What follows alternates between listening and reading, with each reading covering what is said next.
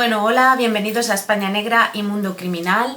Antes de empezar con el caso que vamos a tratar hoy, quería deciros que bueno, esto lo estáis escuchando gente en YouTube y gente en formato podcast. Para los que estáis escuchando esto en formato podcast, quería deciros que precisamente que tenéis un canal de YouTube con el mismo nombre por si queréis verlo en vídeo.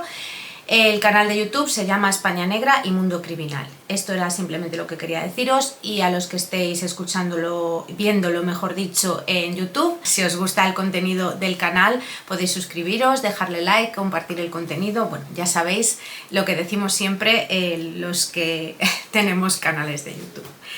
Y nada, hoy os voy a hablar de un caso. Es un caso que a mí me impactó bastante en el sentido de que tardó 16 años en hacerse justicia. Es el crimen de Mari Carmen Castell, que ocurrió en el año 1982. Y bueno, tardó muchísimo porque el asesino fue especialmente escurridizo.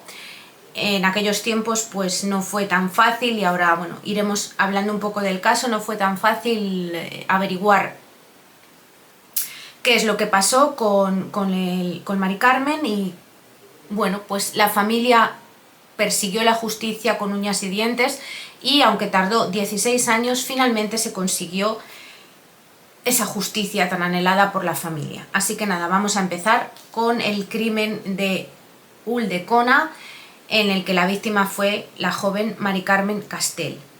Nos situamos, como os he comentado, en Ulldecona, que es un pueblo de Tarragona. Es un pueblo tranquilo, de alrededor de unos 5.000 habitantes en los años 80. Es un pueblo donde se conoce todo el mundo, o al menos eso creían conocerse. Nos situamos el día 13 de febrero de 1982 durante la celebración de las fiestas de carnaval.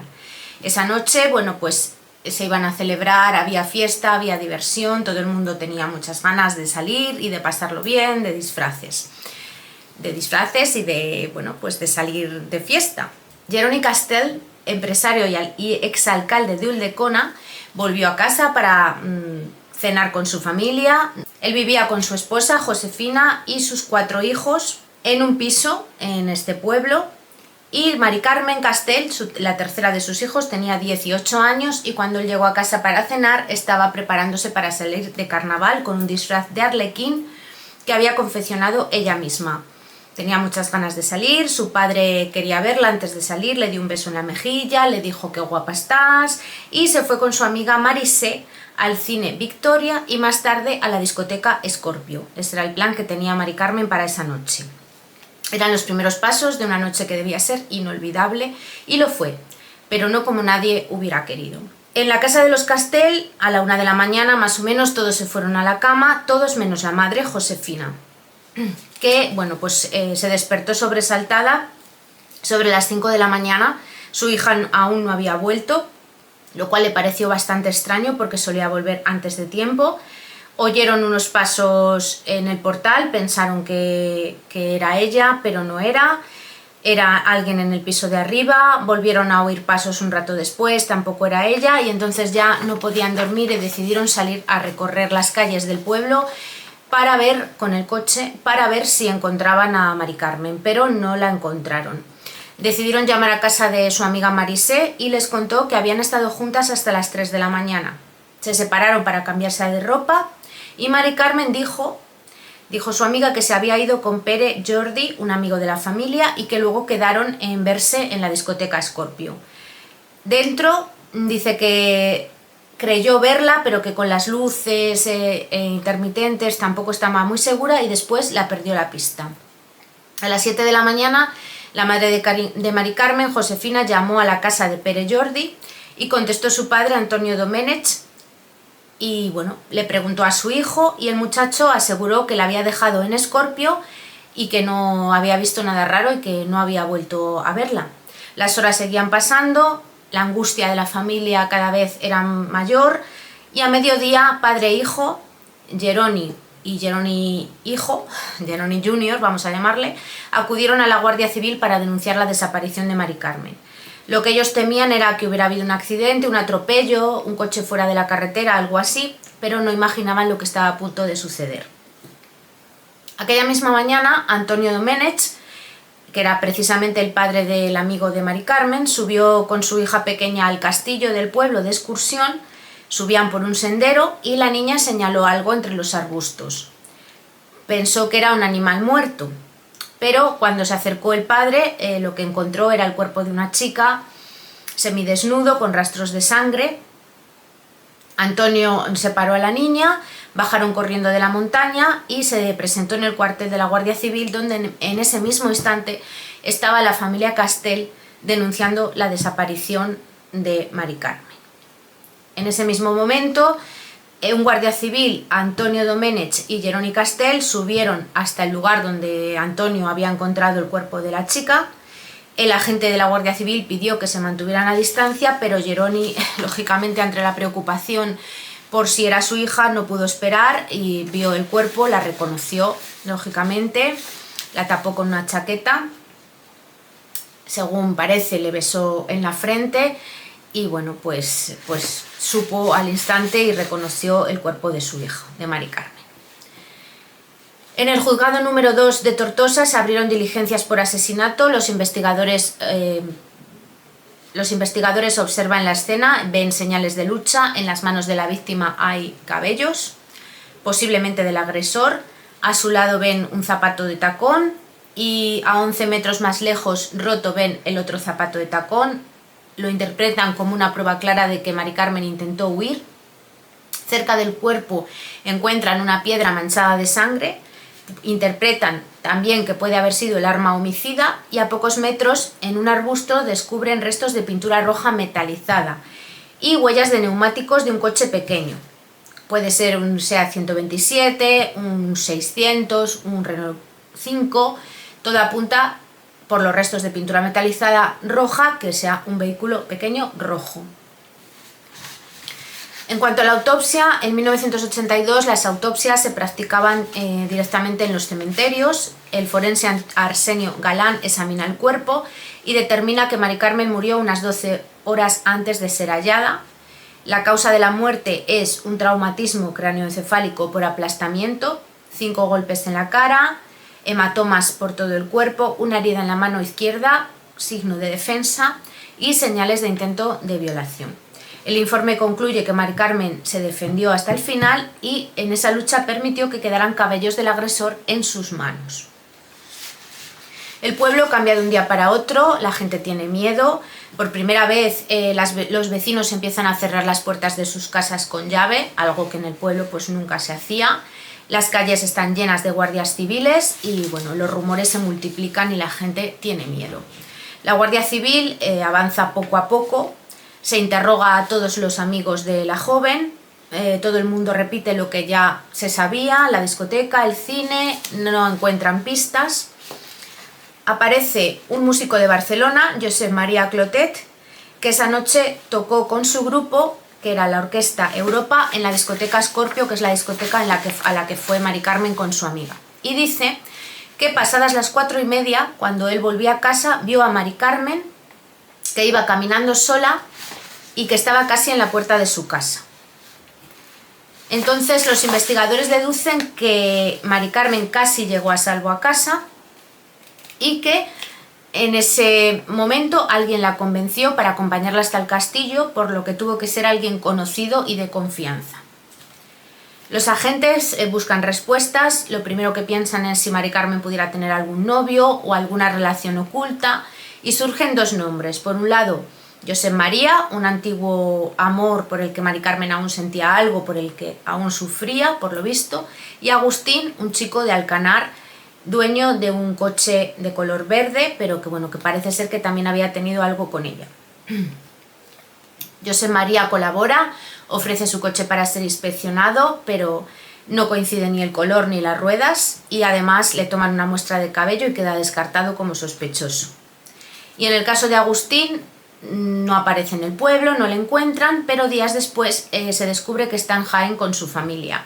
De hecho, ni siquiera se había enterado del asesinato de Mari Carmen. De hecho, llamó a la familia para preguntar por ella y fue su padre el que le dijo que la habían asesinado. Regresó este chico al pueblo y se mostró dispuesto a colaborar y se le descartó también como sospechoso del crimen. La Guardia Civil llegó a interrogar a 41 hombres que habían estado esa noche en el carnaval del pueblo. A varios de ellos se les tomó muestras de cabello, ninguna de las muestras coincidía, la investigación estaba estancada. Creen que la persona que la mató conocía muy bien la zona porque condujo su coche de noche, marcha atrás por un camino muy estrecho, y es algo que tenía que ser alguien que conociera muy bien la zona. Habían pasado 3 semanas desde el asesinato, el pueblo ya estaba desesperado, la Guardia Civil no avanzaba y la familia decide actuar por su cuenta, y los hermanos de Mari Carmen reúnen un grupo de amigos y se van a hacer como una batida por la zona donde apareció el cuerpo. Suben con bicis, suben con motos, otro día habían subido con los perros y empiezan a buscar por la zona y encuentran un mechero blanco tirado frente a una cavidad en la montaña. Deciden entrar en la cavidad, apartan unas piedras y allí escondido bajo tierra aparece un mono negro. El mono negro es muy importante porque era la prenda que Mari Carmen llevaba puesta la noche que murió, que había sido además un regalo de su padre. Su ropa estaba por tanto oculta en esta cueva, y el hallazgo generó bastante indignación porque se supone que la Guardia Civil había registrado la zona y bueno, pues que se hubiera pasado por alto esto era como impensable, ¿no?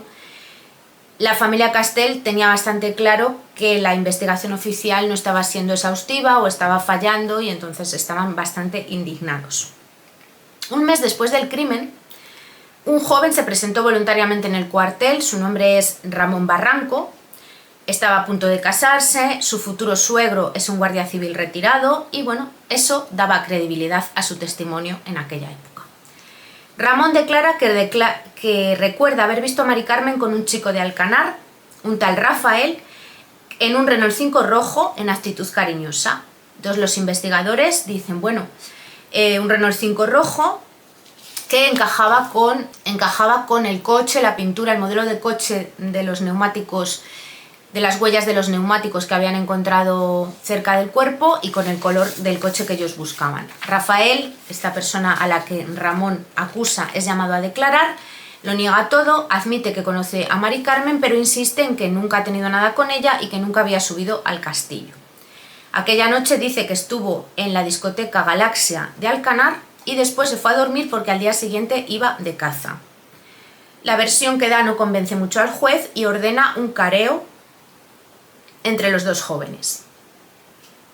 2 meses después del crimen, Ramón y Rafael se sientan frente a frente. Ramón insiste en que los vio en el Renault 5 y que reconoció a Rafael por su melena rizada, y Rafael se enfada mucho y dice que eso es imposible, que además estaba haciendo la mili y le obligaron a raparse el pelo, o sea que no le pudo reconocer por el pelo ni por los rizos porque tiene el pelo rapado. El enfrentamiento es duro, pero ninguno de los dos cede en su declaración. Los guardias civiles observan, pero se concluye que Rafael muestra más firmeza que Ramón y finalmente los dos quedan libres y aquí se cierra el careo. El hallazgo del mono negro parecía haber abierto un nuevo camino en la investigación. La declaración de Ramón parecía apuntar a un nuevo sospechoso, que era Rafael, pero al final todo queda en nada. La investigación vuelve a encallarse. El pueblo sigue inquieto y la familia Castell vuelve a sentir que la justicia se le escapa de las manos. El crimen sigue, por tanto, sin resolverse. ¿Qué pasa? Que un año después del asesinato, en 1983, la investigación se archiva. La Guardia Civil había recogido muestras de pelo de 33 hombres del entorno, amigos, músicos, ninguno coincide con los restos encontrados en las manos de la víctima. Con el archivo del caso, el pueblo intenta volver a la normalidad, pero en la familia Castell nada es normal. La vida quedó detenida aquel 14 de febrero y, aunque el pueblo parece haber pasado página, la familia sigue esperando justicia. 2 años más tarde, en febrero de 1984, una madrugada, una chica del pueblo es atacada cuando regresa a casa. Un hombre la golpea, intenta meterla a la fuerza en una furgoneta. La joven logra escapar mordiéndole la mano y le cuenta lo sucedido a su padre, que es un panadero del pueblo y un amigo de Geroni, el padre de Mari Carmen. Y el nombre del agresor, porque era conocido en el pueblo, sale a la luz y es Ramón Barranco. ¿Recordáis quién era Ramón Barranco? Es el hombre que se presentó voluntariamente en el cuartel acusando a otro de que iba con Mari Carmen en un Renault 5 rojo y que fue tratado como un testigo fiable porque se iba a casar con una chica cuyo padre era un ex guardia civil. Este era Ramón Barranco. Jeroni, al enterarse de esto, llama inmediatamente al comisario de la Policía Nacional de Tortosa, le cuenta lo que ha ocurrido y mientras tanto van atando cabos y diciendo Barranco es cazador, Barranco conoce los caminos. Van pensando que a lo mejor Barranco tiene algo que ocultar. Las piezas empiezan a encajar, demasiadas coincidencias, el comisario reconoce que el modo de actuar del agresor puede coincidir con el modo de actuar del posible asesino de Mari Carmen. Para reabrir el caso necesitan una denuncia y no una sino dos chicas se presentan esa misma noche en la comisaría y denuncian por agresión al mismo hombre, Ramón Barranco. La policía empieza a tirar del hilo y lo que encuentran los deja helados. Ramón había agredido sexualmente años atrás a una amiga de su hermana, hecho que nunca llegó a denunciarse, y además solía moverse por Ulldecona en un coche que, oh casualidad, era un Renault 5 rojo cuya propiedad era de su hermana Nieves. El mismo modelo y color que coincidía con las huellas halladas en el castillo la noche del crimen. Con todo esto el caso se reabre y por fin Ramón Barranco se convierte en el principal sospechoso. Para los Castell el apellido Barranco no era un apellido cualquiera. Durante años fueron vecinos, casi familia. De hecho, una de las hijas Barranco trabajó en casa de los Castell, ayudando en las tareas y cuidando a los niños. Incluso Jeroni y Josefina, los padres de Mari Carmen, eran padrinos de uno de los hijos Barranco. La noticia, por lo tanto, para la familia es devastadora, porque la misma familia que los acompañaba al cementerio a poner flores en la tumba de Mari Carmen podía estar ocultando al asesino. Ramón es detenido, declara que la noche del crimen estuvo con su novia, que en el momento ya de la detención era ya su esposa, viendo la televisión en el mismo edificio donde vivían los Castell. Más tarde salió un rato con su cuñado, pero asegurando que regresó a casa antes de la 1 de la madrugada. Los policías intentaron presionarlo, pero se mostraba frío, calculador, casi burlándose de ellos. Reconoció apenas un incidente juvenil con la amiga de su hermana, pero lo minimizaba. También interrogaron a Nieves, la hermana de Ramón y dueña del Renault 5 rojo. Afirmaba que aquella noche estaba en una boda en Valencia, que volvió a casa temprano y recordaba con precisión cada detalle de esa noche. A los investigadores les llamó la atención porque lo recordaba todo con demasiada precisión. A los 3 días los agentes no tienen pruebas sólidas y se ven obligados a dejarlo en libertad. El apellido Barranco empieza a sonar con fuerza en el pueblo, la policía sospecha, la familia también y sin embargo Ramón Barranco sigue libre. Cuando por fin parecía que se iba a poder resolver el caso, llega una noticia que es devastadora para la familia Castell y es que las muestras de pelo halladas en las manos de Mari Carmen, que podían ser por fin la prueba definitiva para acusar a Ramón, habían sido destruidas en Madrid. Nadie las reclamó, nadie las conservó, por lo tanto fueron destruidas. Sin pruebas que cotejar, el juez archivó el caso por segunda vez, 3 años después del crimen. Los Castell saben la verdad, pero no pueden probarla y lo peor es que se cruzan con Barranco todos los días. En el bar, en la calle, en las fiestas, el asesino convive con ellos impune, protegido por el silencio y por la falta de pruebas, por este error en el cual se destruyeron las muestras de pelo del caso de Mari Carmen.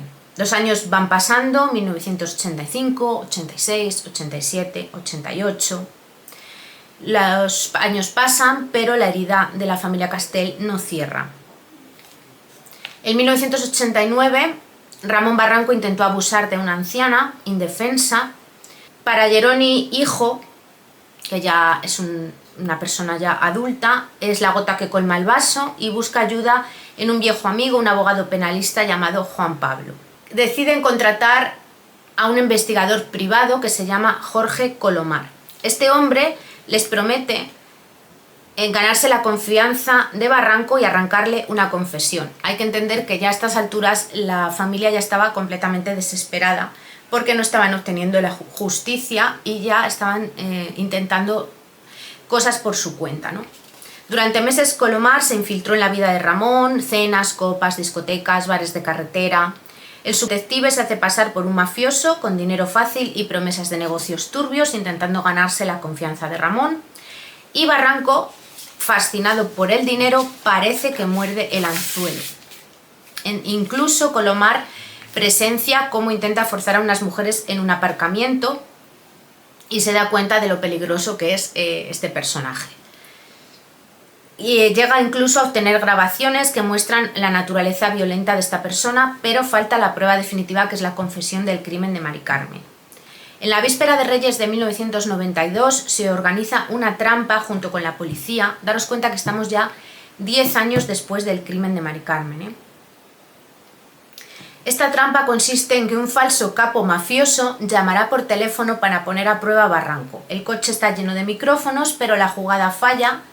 Barranco sospecha, guarda silencio, desaparece por la puerta trasera de un restaurante, el operativo falla y bueno, se dan cuenta de que es demasiado listo en este sentido y de que no va a confesar. Cuando la justicia parece que estaba más cerca, pues vuelve a escapar de la mano de la familia. Han pasado casi 10 años desde la muerte de Mari Carmen, la familia ha puesto todo lo que tenía: esperanza, dinero, valentía, coraje. Ven al culpable errar por las calles de su pueblo, lo escuchan presumir de violencia y sin embargo sigue libre.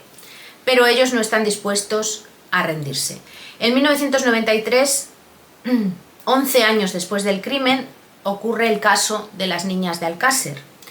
Oyen hablar de un forense que es Luis Frontela, que se hizo muy conocido a raíz de este caso, aparecía en televisión. Josefina decide contactar con él con la intención de que les ayude a contarle el caso de Mari Carmen y que les ayude a intentar reabrir el caso. Al mismo tiempo que ocurre esto, llega un nuevo guardia civil a la zona que se llama Rafael Rodríguez, que se incorpora a la unidad de Ulldecona, está recién salido de la academia, llega con métodos más modernos y cree que puede ayudar a intentar resolver el caso de Mari Carmen.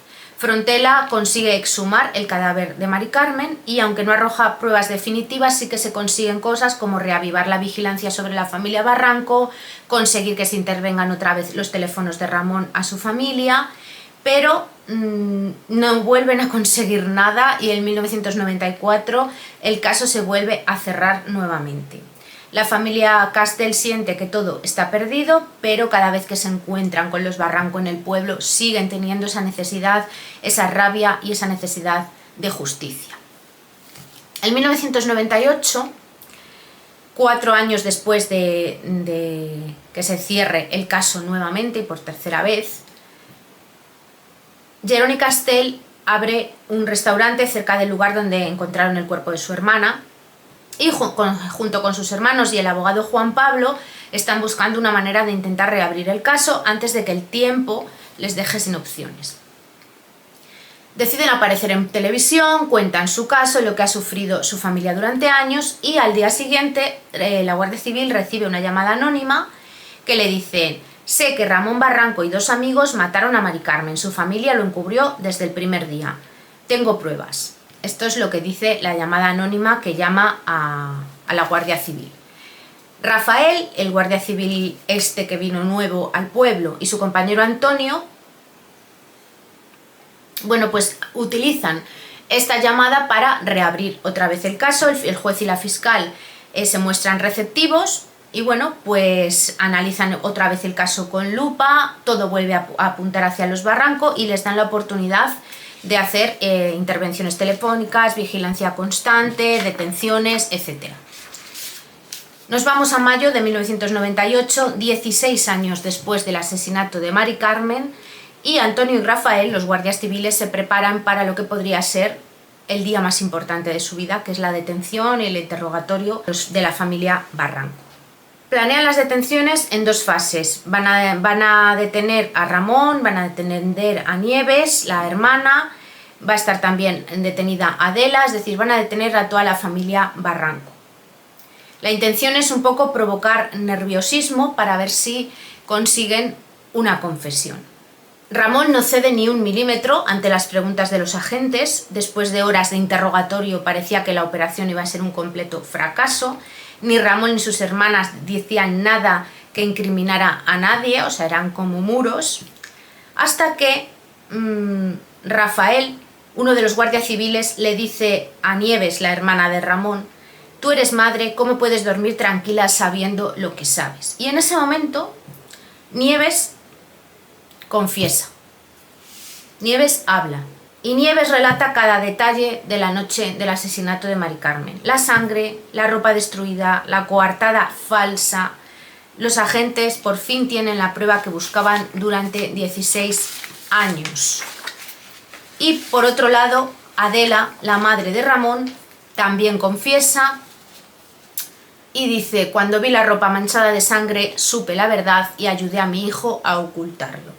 Por primera vez los Castell, después de 16 años, pueden respirar y saben que el asesino de Mari Carmen no saldrá impune. Ramón Barranco es finalmente condenado a 20 años por asesinato y 10 por intento de violación. El clan se desintegra y la justicia, tardía pero firme, se impone.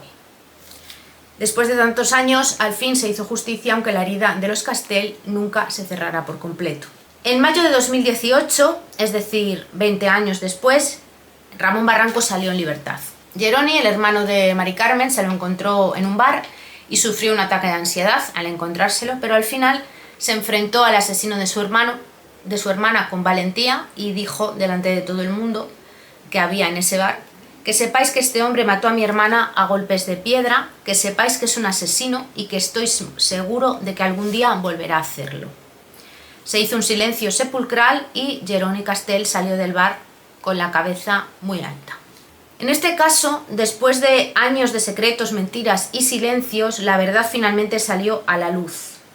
Lo que comenzó como un crimen que conmocionó a toda una comarca terminó siendo también una historia de justicia, resiliencia y memoria.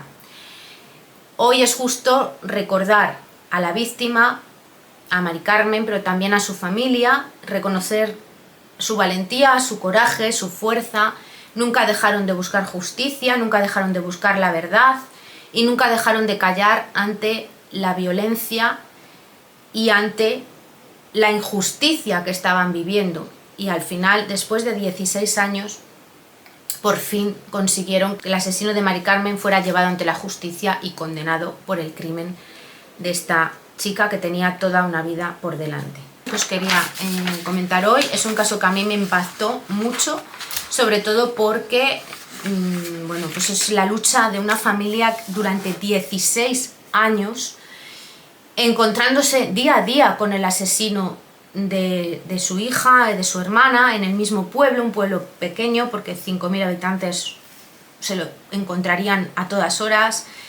Y qué duro me parece, qué duro la situación, y al final qué fuerza, qué coraje, qué valentía el conseguir luchar y al final haberlo conseguido. Llevar ante la justicia al asesino y haber conseguido esa justicia que se merecía Mari Carmen y su familia. Y nada más, esto es el caso que os quería contar hoy y nos vemos el próximo día aquí en España Negra y Mundo Criminal. Adiós.